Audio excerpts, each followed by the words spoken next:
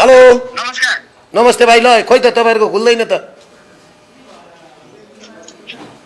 तपाईँहरूको खोइ त ल ल ल तपाईँहरू कतिजना हुनुहुन्छ ल भन्नुहोस् यहाँ।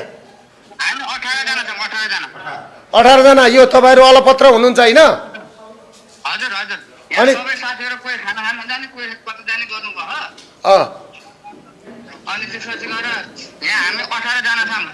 कति दिन भयो तपाईँहरू अलपत्र परेको? हामी अहिलेसम्म त 18 दिन भयो। 7-8 दिन अब खानापिना त्यस्तै भयो हाम्रो।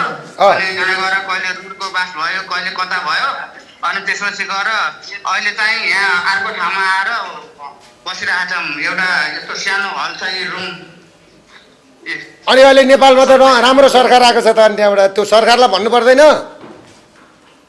अब वैदेशिक रोजगारी यताउता हरेक ठाउँमा पहल गरेको हो। अब